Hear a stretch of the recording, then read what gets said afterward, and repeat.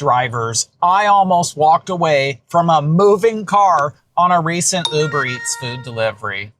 The scary part is I didn't even realize I was doing it repeatedly until my car warned me. In this video, I'm going to share exactly what happened to me.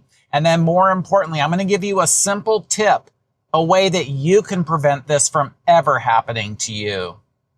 As an Uber Eats driver, this could literally save your car or your job. In fact, if you're willing to spare just 30 seconds max per delivery, I'm going to share a way that you can help protect your job and your livelihood on Uber Eats. But more on that in a little bit. All right, brace yourself so you can be right here with me on what happened. You know, a lot of people would say that our jobs are pretty easy and anybody can do it. But as drivers, you know this is not the case. We are so busy primarily selecting that profitable order, not taking every offer. Then we're quickly getting to the restaurant without delay, picking up that order, and then we want to get right back on the road to drop off the food delivery order to the customer. The part involving the customer is the highest priority because that's the main time that we're there to make a great impression. And as you know, our pay comes from base pay and tips. Well, today I'm here to warn you to watch out. After doing many deliveries all day, I get in the zone. I don't even need to think about what I'm doing because I've been doing this part-time going on 8 years. So it's really easy. And I just get caught up in the routine, all the things that I like to teach you on this channel. All right, let's get back to the delivery. Here's what happened to me. I had the food delivery order from the restaurant. I was pulling up to the customer's address. I quickly stopped the car, put the parking brake on, reached over, grabbed that food order. And then as I was leaving the car, before my right leg could even clear and hit the ground, all of a sudden I heard this metallic groaning sound that my car was making, and I could feel the car inching forward. So I quickly got back in my seat, the heart's pounding, slam on the brakes. Oh, the car was in drive. That's ridiculous. So I put it in park. Obviously, I'm so glad that I had that parking brake on, but that obviously, that wasn't enough. Here's where I went wrong, and this is the part that's going to help you too. So again, I get in the zone doing deliveries back to back. What I usually do is as I'm pulling up to the house, I'm checking on my phone to see the drop-off instructions. Just one more time to be clear, because I don't want to risk my tip. This is where I was going wrong. So the way to fix this is don't touch your phone at all. When you're coming up to the drop-off location, you stop your car, you put it in park, then you grab your phone before anything else.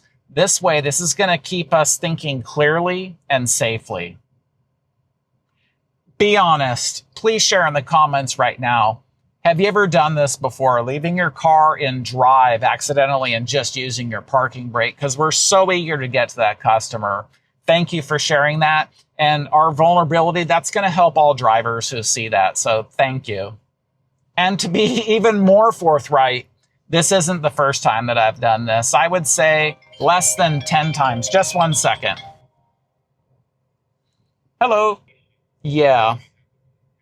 Oh, I think my 2 mechanics ago wired it that way, I think, when I don't know why he did it. I didn't care because I figured it was, anyway, is that the problem then?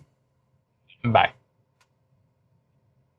All right, well, that was interesting. So obviously my car did not get destroyed. Obviously I'm in a different one right now. And that was a call from the shop having some air conditioning issues, not because I left it in drive and drove it into a wall. That would be sad. So getting back to my unsafe driving habits, consider this. Do you set your parking brake firmly? And I mean firmly when you're on a hill? I know I do. I'm pushing on that brake. I do not want to have the car roll back on a steep hill and get away. That would be bad. And then also, what about on some really busy streets? Are you careful where you park and to make sure your car is safe? That way, when you get out, you don't get hit and die. One small mistake like this, that could destroy your car, damage other people's property and have a whole bunch of legal issues, and that's not good. Now, I already know what you're thinking. You're thinking, hey, Russ, I have the real answer for you. Any normal person would do this. Anytime that you're dropping off the food, you should turn off your car. Imagine that. That way, your car will not ever move. And yes, you are right. And let me make some excuses here. So I'm in California. It's usually really hot, kind of close to the sun. So I like to leave my car running with the air conditioning on. That way I can be comfortable. It's less wear and tear on the engine. Plus, I live in a paradise here in Ventura County. The place is awesome. Now, I don't leave my car on all the time, just in select spots. But yes, turning off your car anytime you're out of it, that's smart. Plus, depending on where you live, who wants to get their car stolen? And here's something even bigger dealing with driver safety. What if by spending less than 30 seconds per order, you could protect your job and keep Uber Eats from deactivating you? If that interests you, I've got good news. I've made a video going over this little known or hardly used secret. So watch that video next, and I'll see you there.